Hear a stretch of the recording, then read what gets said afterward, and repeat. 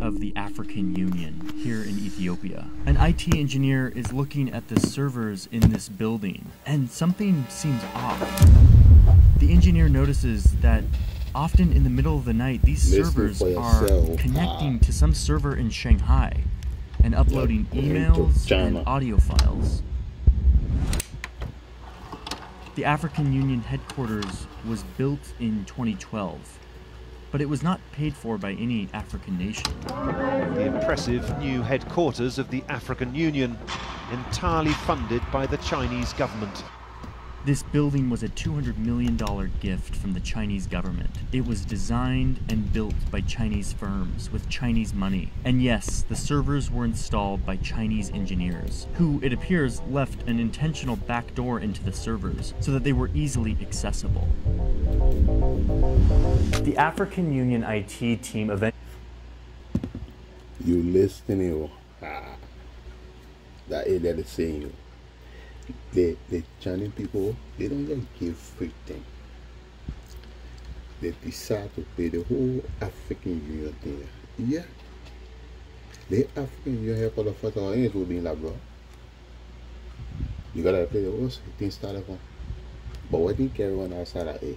But the Chinese people pull back to like all the server and things in the headquarters, they decide to operate. China. Be careful with China, bro. You know, I enjoyed it with my brother, Johnny. Johnny Harry bring information where some of the information where you lack it, make him bring it down small. So let's listen to it, man, and let him bring it down for you. Relax. It's like, bro, you're going to China. What are you going to China? Everything you're going to China for you. The thing what China planning to do in Africa over there, you be careful. Let me go in. China will use that place at a working station. Then they finish, they go to the country to go home. Yes, he get up in the morning, kind of shape, kind of where he finish go out. How to operate Africa. And we're not allowed to kind of thing. Listen to the better. Eventually removed these Chinese servers and installed new ones. The Chinese government literally offered to install them for them, but they declined. The local IT people also swept the building, and they found microphones embedded in the furniture and in the walls. The whole building was bugged and had been feeding audio and internal emails to China for like 5 years since the building was built. China building a headquarters for the African Union and then spying on it is a pretty good symbol of what the capital building, like China building for who know whether the bulk of that building that they can be listening to our conversation and get somebody to be interpreting that conversation and know exactly what we're looking at, what we need, or even spying on all in that place. Who know? You gotta be careful. You know, all the help for free. You even want to bring professional people to come be able to implement ideas and things in that place. That country need think on. We are think on it. And people can ask a hard question. Let me baffle that, bro. Hey, China, listen. After the feeling bulking the whole building, then they decide to go and offer, say, you know what, we'll do it again. People say, move on here. Hey, China, right? Because China offer the whole building for free today. China is up to in Africa. And that's what this video is about. It's about how a growing China has rushed into Africa, mainly by building a bunch of stuff. Roads, trains, dams, mines, ports. These projects are a part of China's growth as a superpower. And it shows how this country is projecting its power on the continent of Africa. But there are questions here over why the headquarters of such an important African organization is entirely the work of Chinese construction, labor and money. Okay, so there's this very predictable thing that you see time and time again as countries get powerful. As a country gets rich, they often start looking outward, both economically and militarily. Let me explain what I mean here. 50 years ago, China was a very poor country with a huge population. But eventually they opened up to the world. They opened up their huge population as a workforce for cheap labor, and their economy exploded. China is agrarian, urbanizing fast, you betcha, but still agrarian. Most in terms of land, not population. Come on, Michael. No, you're wrong about this. So now China is a very rich country. And remember, rich countries start looking outward. How can they project their power, connect with other countries to continue their growth? They do this for a couple of reasons. The first one is the economic reason. In the same way that the US got really rich and prosperous and started to look outward to China for cheap labor, China also got rich and for cheap labor and new growth opportunities. So they started pouring huge Most in terms of land, That's not about population. small, you know? Come on, Michael. No, you're wrong about this. So now China is a very rich country. And remember, rich countries start looking outward. How can they project their power, connect with other countries to continue their growth? They do this for a couple of reasons. The first one is the economic reason. In the same way that the US got really rich and prosperous and started to look outward to China for cheap labor, China also got rich and its labor eventually got expensive, wages went up, and China needed its own option for cheap labor and new growth opportunities. So they started pouring huge amounts of money, like $300 billion huge, into Africa.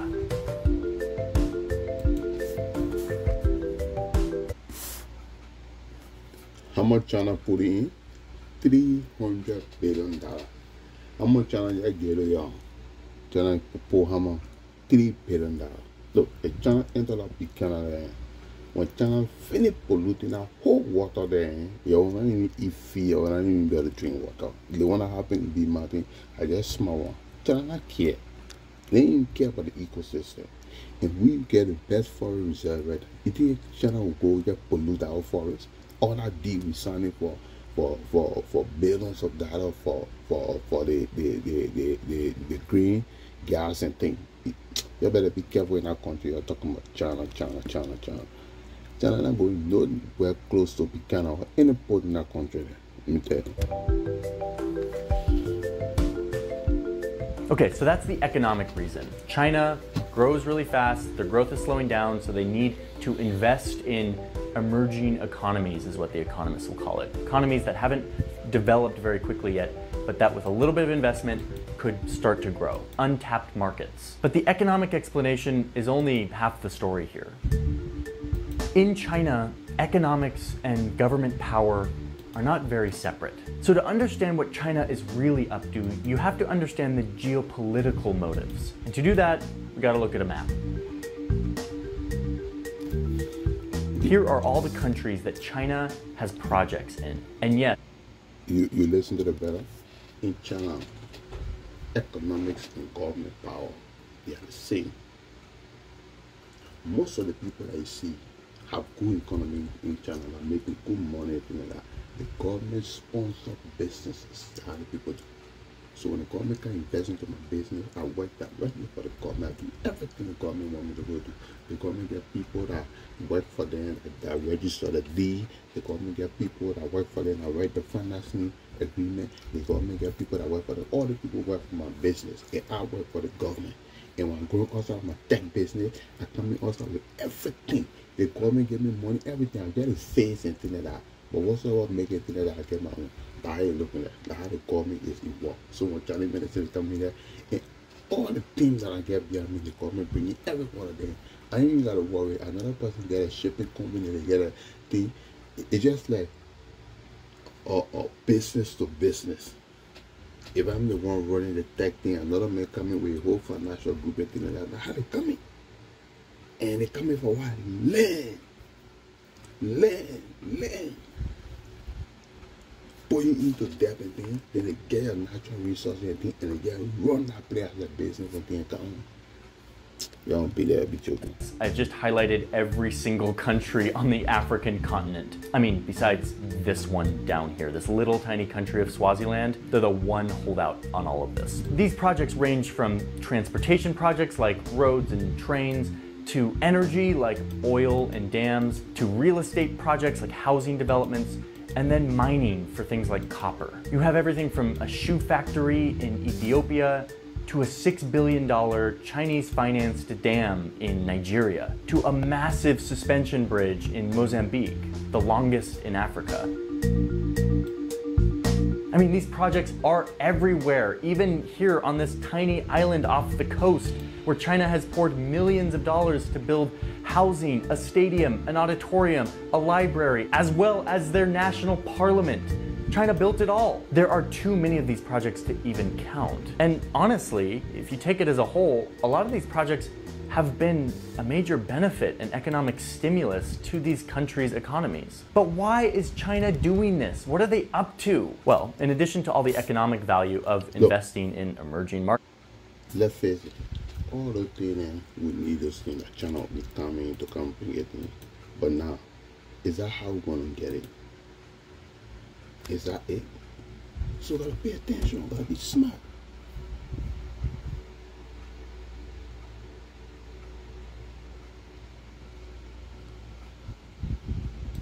We have to be smart. We can just get on and let China get be doing all type of things.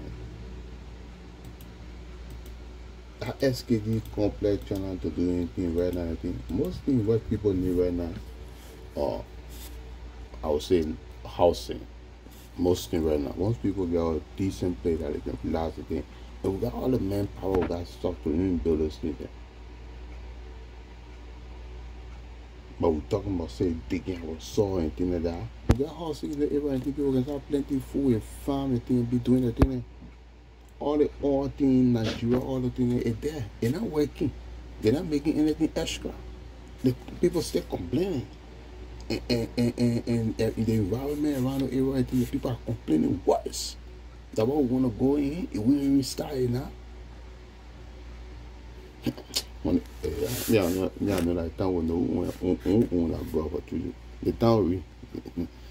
China's president also claims that they're doing this in the name of cooperation and friendship. The African way. Let's dig into this and actually see what these projects look like and how they are built, and if it truly is the African way, whatever that means. Okay, so there's this really impressive rail system that China built in Kenya. It goes from Nairobi to Mombasa in just under 4 hours, which is faster than any train in the United States, which, let's be honest here, isn't really saying much because here in the United States, we don't really know how to build trains anymore. We used to be really good at it, and now we're not. It's kind of a shame. And anyway, look at this train in Kenya. This railway system was a $3.6 billion project, the most expensive infrastructure project since Kenya's independence. And it was mostly entirely paid for by a giant loan from China's state-run bank. So it was financed by China, designed by Chinese engineers, and then built by Chinese construction firms that sent Chinese workers to hire locals and man. Yeah. Look, when the bonnets say they're coming, as long as they talk, they already probably nearby on the ship, they are waiting. They can be waiting. They are on the ship, they are be waiting. As long as they say, hey, the people start, the body coming, they start putting the thing, all this are getting ready. I tell you, as long as you won't get the body 1 inch, they will just spread. And when they spray, they feel they can do anything they want to do. And to get them for out of your country, when you cover them up in the military, they'll be in the military, they're not easy. Tell you, you gotta be careful to do it. And when they come in with the money, they bring the people in everything. They can do everything that they do. They one thing that they get in mind, everything that they want to do, they have all the equipment that they're ready to come pull it down and start doing what they're supposed to do. They'll not eat feed in a beginner, and when they finish with beginner, they'll pull it down. Whole water coming on the other side or our coast of there. They won't be there. They will see how you'll be your coast line. Manage the project. And now it's a Chinese company that actually runs the thing. If you ride this train, you're going to see all of the safety announcements and all of the documentation in Chinese, in Mandarin. It is very clear who financed and built this thing. It looks like China just parachuted in and plopped this thing down in Kenya. And now Kenya has billions of dollars of debt that they have to pay back to China eventually. In fact, 72% of all of Kenya's debt is owed to China. And this railway was meant to reduce congestion on the highway that runs parallel to it, but it hasn't done that. In fact, this railway cuts right through, like, these two national parks. While the train will offer passengers a view of a lifetime while passing through the national park, conservationists are concerned that this construction will affect the ecosystem and the wildlife that live here. And it's actually not doing what it said it was going to do. So yes, Kenya has this big shiny railway, but it wasn't really solving African issues in the African way. Meanwhile, the Chinese construction workers who came to build this thing were caught treating the local workers very poorly, making them sit at separate tables during meal breaks, punishing them when they didn't complete deadlines or take out the garbage on time. That, mixed with the fact that some of these Chinese workers were taking bribes as a part of a huge corruption scheme with this railway. And it's clear that this project wasn't actually about supporting the local environment. It just left Kenya with a giant pile of debt and a big shiny railway. But listen, that's not always the case. There are tons of these projects, and some of them are truly helping the locals, like this big, beautiful, shiny road here in Lesotho. This used to be a rough gravel road, and it is now a beautiful, shiny road that is helping the locals move around in their country. So it's definitely a mixed bag. And listen, I get it. China, you want to give a $5 billion loan to Nigeria to build a dam because Nigeria has 200 million people, many of them young, and you want to help them become a booming economy so that you can get in on some of that growth. Oh, and you love the fact that you don't have to adhere to any environmental standards while you're doing these projects, which I know you love, China. I know it. That's the business rationale. We're looking for new economies to invest in and be a part of their growth. But if you look a level deeper, you won't just see a bunch of investment projects. You'll see a bunch of free gifts from China. And I'm intrigued by especially the political ones. Like when China shows up and builds like a new parliament building, which they've done for 7 countries in Africa. Or when China offers 32 million free dollars to build a new headquarters for ECOWAS, which is basically the economic union in Western Africa. They do this for free. We will build you a new headquarters. Well, let me be clear. There is no such thing as a free gift in international relations. Everything has strings attached. So a major part of all of this investment in Africa is China investing in its future as a global superpower who needs to have friends and has historically not had a lot of friends throughout the world because the big boy United States has been doing all the friending by giving people stuff and making their lives better so that they can be allies. So China is getting in on this. And China has used their checkbook to make friends with literally every single country in Africa. Of course, besides Swaziland, the teeny little country in the south that has been the one country that has held out on all of this. In funneling all of this money into these countries, China has been able to get all of these countries, besides Swaziland, to not recognize Taiwan anymore and to support China instead. The TLDR on that is that you can't support Taiwan and China because they both think that they're China, so you have to support one or the other, and so China has been getting everyone to denounce Taiwan and say that they support China. That's a whole other thing. I'm making videos about that. Suffice it to say that China has been using its checkbook to get all of these people to be their friends. It's sort of like the rich kid in middle school who like brings you an MP3 player because he wants you to be his friend, and you're like, sweet, if you give me your MP3 player, I'll be your friend. I grew up in the early 2000s. In my middle school, there were MP3 players, so sorry for the throwback. But remember when China built the African Union headquarters and then bugged the entire building so that they could spy on the leaders and their emails and their conversations? That is a perfect representation of the strings that are usually attached to these projects. But perhaps the less obvious but more dangerous strings attached are the debts. John Adams said it best when he said, quote, "There are 2 ways to conquer and enslave a country. One is by the sword and the other is by debt." It's a pretty intense quote, but it really applies here. So many of these projects have been paid for by Chinese money through loans. African nations diving deep into debt. We all know that when you owe someone money, that person has a lot of power over you, especially if you get to the point where you can't pay them back. And this isn't just theoretical. A few years ago, China helped Sri Lanka build a port here in the southeastern coast. It was done with a Chinese loan. With time, Sri Lanka struggled to pay back that loan. So in 2017, China swooped in and said, can't pay back your debt? No worries. Just lease us this port. Let us have it for 99 years. And Sri Lanka's like, that doesn't sound great, giving a piece of our sovereign territory to China, which they could potentially use for military, but we're in so much debt, and they're offering to relieve some of that debt if we give them this port. Okay, so this port now belongs in part to China. This sets a dangerous precedent that could be applied to many of these nations in Africa who have sunk themselves deep into debt with China and may not be able to pay it back in the future. So China is growing and honestly behaving like any superpower would when they are growing this quickly. I mean, if we wanted to make a video about how the US has projected power throughout the years, it would be a lot worse of a video, okay? So let's just make it clear that China's a superpower, they're doing their superpower thing.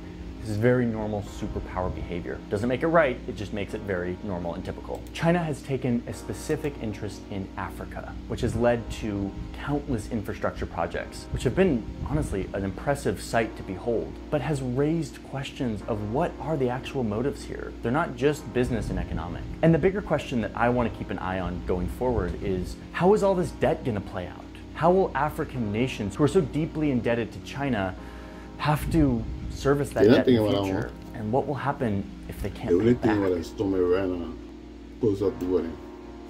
And thinking about the 3 generations ago. Thank you, my friend. Be careful. It's January 2017.